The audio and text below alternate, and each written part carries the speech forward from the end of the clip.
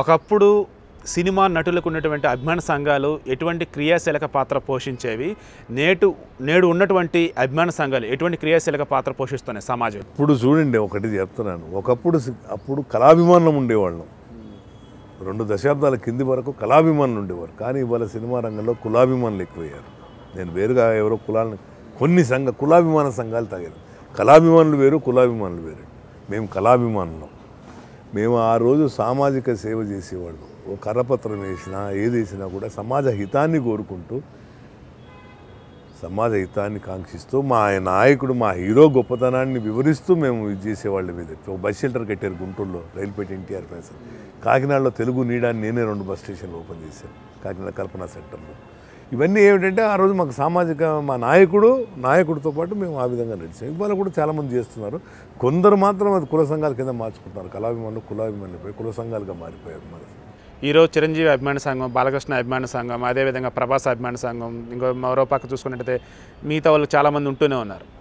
మొత్తంగా ఇలా చూసుకుంటున్నప్పుడు నాడు ఎక్కువగా ఏ అభిమాన సంఘాలు ఉండేవి? నాడు ఎక్కువగా ఏంటి రామారావు గారికి ఇండియాలోనే రామారావు గారికి ఆ రోజుల్లోనే 3-4 వేల అభిమాన సంఘాలు ఉన్నాయి. రామారావు గారికి మొట్టమొదటిసారి రామారావు గారికి అభిమాన సంఘం స్థాపించబడింది పేకెటి శివరాం గారిని. ఆయన సహనటుడు ఉండేవాడు, ఆయనే స్థాపించాడు మెడ్రాస్లో. అక్కడ నుంచి రామారావు అభిమాన సంఘాలే ఉన్నాయి తప్పితే వేరే ఏ నటుడికి ఇన్ని అభిమాన సంఘాలు ఉన్నా లేకున్నా సరే, ఒక థియేటర్ దగ్గర రామారావు గారికి బ్యానర్ కడుతున్నారన్నా, లేదంటే ఫ్లెక్సీ కడుతున్నారన్నా, ఇంకో థియేటర్ దగ్గర ఇంకో హీరో సినిమా వస్తుంది అంటే ఏ హీరోకి అయితే ఇక్కడ పోటాపోటీగా బ్యానర్లు, పోస్టర్లు వెలిసాయి. అంటే అప్పట్లో రామారావు, నాగేశ్వరరావు ఇద్దరే ఉండేవారండి. సినిమా ఫీల్డ్లో ఉండింది రామారావు. తెలుగు చలనచిత్ర రంగంలో ఇద్దరే నటులు, రామారావు గారు, నాగేశ్వరరావు గారు. దానికి పోటాపోటీకుంటే పేడ కొట్టుకునేవాళ్ళం. వాళ్ళు మా పోస్టర్ మీద వేసేవాళ్ళు, మేము వాళ్ళ బ్యానర్. అప్పట్లో కూడా ఉండేదా?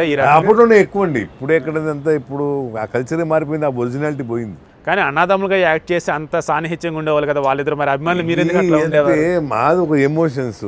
ఎక్కడ రోల్ తక్కువ ఉందనుకో మాది, ఈ అమ్మ మా రోల్ తక్కువ వేస్తాడా, ఆడు డైరెక్టర్ ఆడు ఎవడరా అనేసి, ఇవన్నీ ఏంటంటే చిన్నపిల్లల దుందుడుకుగా ఉండే దీంట్లో చెప్తే వాళ్ళ ఆరోగ్యకరమైన పోటీ ఉండేది, ఆరోగ్యకరమైన వాతావరణం ఉండేవాళ్ళు రామారావు, నాగేశ్వరరావు గారు. ఇది కొంచెం అభిమానం. ఇప్పుడు గుండమ్మ కథ లాంటి సినిమా ఉంది, వాళ్ళిద్దరు కలిసి అన్నదమ్ములుగా యాక్ట్ చేశారు. అప్పుడు ఒకే పోస్టర్లు ఇద్దరు ఉంటారు. అలాంటి ప్యాడ్ ఎవరి మీద కొట్టేవాళ్ళు? నాగేశ్వరరావు కొట్టేవాళ్ళం. ఇప్పుడు మేమైతే వాళ్ళైతే రామారావు దాన్ని కొట్టేవాళ్ళు. కానీ ఇప్పుడు గుండమ్మ కథ కానీ వాళ్ళు యాక్ట్ చేసిన సినిమాలు దరిదాపులో మిస్ అమ్మ, గుండమ్మ కథ, ఇవన్నీ సినిమాలు చూస్తూ ఉంటే వాళ్ళు నిజంగా లైఫ్లో జీవితంలో బ్రదర్స్ ఏమో అనిపించే అంతగా అతుక్కుపోయారు. ఇవాళ ఎంతగా పెట్టి తీసినా కూడా ఎక్కడో మా హీరో రోల్ తక్కువైందనో, లేదా మా హీరో 2 డైలాగులు తక్కువైంది అనుకునే ఎత్తుక్కునే పద్ధతిలో ఉన్నారు. ఆ రోజుల్లో ఆ పరిస్థితి లేదండి. అప్పట్లో మల్టీ స్టార్ సినిమాలు ఎక్కువ వచ్చేవి, ఇప్పుడు అంతకు రావట్లేదు. కానీ ఈ మధ్యకాలంలో ఇంకొంచెం వస్తున్నట్టుగా కనిపిస్తుంది. అప్పటికి ఇప్పటికే మల్టీ స్టార్ సినిమాలు రాకపోవడానికి కారణం ఏంటంటారు? ఆ సాహసం ఎవడు చేయకపోవడం. చెప్పాక చిన్న 2 డైలాగులు మీరు మాట్లాడితే ఒక డైలాగ్ నాకు ఉందనుకోండి, మావాడికి 2 డైలాగ్ లేదు, అన్యాయం అనేసి నేను దాని మీద బ్యాట్ ట్యాగ్ లేపడం, అది గబ్బు లేపడం.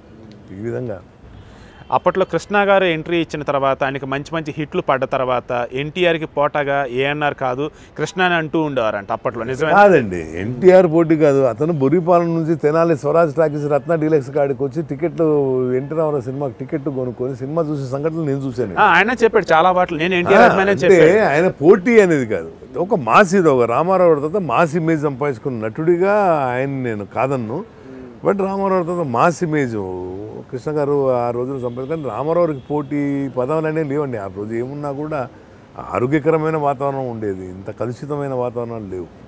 కానీ ఎన్టీ రామారావు గారు రాజకీయ పార్టీ పెట్టిన తర్వాత, రాజకీయాల్లోకి వచ్చిన తర్వాత ఆయనకి వ్యతిరేకంగా కొన్ని సినిమాలు చేయటం కావచ్చు, కొన్ని రకాలుగా ప్రకటనలు చేయటం కావచ్చు, ఇవన్నీ కూడా సినీ ఫీల్డ్ నుంచి ఒక్క కృష్ణనే చేసేవాడు అని అంటే అక్కడ ఇక్కడ ఏమైందంటే అండి, 2 పార్టీలు, తెలుగుదేశం పార్టీకి అపోజిషన్ పార్టీగా కాంగ్రెస్ ఉంది. కాంగ్రెస్కు ప్రోగా కృష్ణ గారు ఉన్నారు. వాళ్ళు ఆయన అడ్డం పెట్టి, ఆయన కూడా మాసినట్టు కాబట్టి అడ్డం పెట్టేసి తీశారు. మండలాధీశుడు సినిమా తీశారు, విశ్వామిత్రుడిని తీశారు, గండిపేట రాజు తీశారు. జనాదరణకి నోచుకోలే, వచ్చేపోయాయి. మరి సినిమాలు తీస్తున్నప్పుడు ఎన్టీ రామారావు గారు ఏమనేవాళ్ళు కాదు? ఆయన చెప్పేగా భావ వ్యక్తీకరణ మీరు చేయండి, జనం నచ్చితే జనం చూస్తారు బ్రదర్, మనమేమిటి వదిలేసి. ఆయన పెద్ద సో అంత గొప్ప ఉన్నత వ్యక్తిత్వం అంటారా? అంటే ఆయన ఏంటంటే వాడితో చెప్పదలుచుకున్నాడు, చెప్పనండి జనం నమ్మితే కదా, మనం ఆ విధంగా చేస్తే కదా మనం ఉలికిపడాలి, ఎందుకు వదిలేయండి బ్రదర్, మమ్మల్ని కూడా వారిచ్చేవాడు ఆయన. కొన్నిసార్లు మన సహనమే చేతగనితనం అంటూ ఉంటారు కదా. అవును, సహనమే చేతకానితనం, కానీ అన్ని వేళల్లో కాదు. ఎక్కడో సందర్భాల్లో సహనం చేతకానితనమే అవుతుంది, కానీ అన్ని వేళల్లో అయితే సహనం అనేది చేతకానితనం అనేది అశాశ్వతం. ఎక్కడో ఏదో సందర్భంలో కనబడుతుంది, కానీ ప్రతి చోట సహనం అని మేము ఎప్పుడూ సహనంగా లేము. కానీ కొంత ఆయన నాయకుడు అయిన తర్వాత, నటుడిగా నాయకుడిగా పరిణితి చెంది ముందుకు వచ్చిన తర్వాత ఆయన మాట మేము పాటించకపోతే ఇంకా రాజకీయ కార్యకర్తలకు ఏం చెప్తాం? మేము ఎప్పుడూ మార్గదర్శకంగా ఉండాలని ఆలోచించేవాళ్ళం. కాబట్టి మేము ఆచరిస్తే దాన్ని రాజకీయ కార్యకర్తలు కూడా చెప్పడానికి ఉండదు. రామారావు మనుషులు అని ఆచరించారంటే, రామారావు మనుషులు అభిమానులు అంటే ఒక ప్రత్యేకమైన రికగ్నిషన్ ఉండేది. తర్వాతే పొలిటికల్ వర్కర్స్, ఆ రోజుల్లో పొలిటికల్ వర్కర్స్కు ఇది చేసేవాళ్ళం. అంటే మేము కొంచెం మోడల్గా ఉండాలని ప్రయత్నం.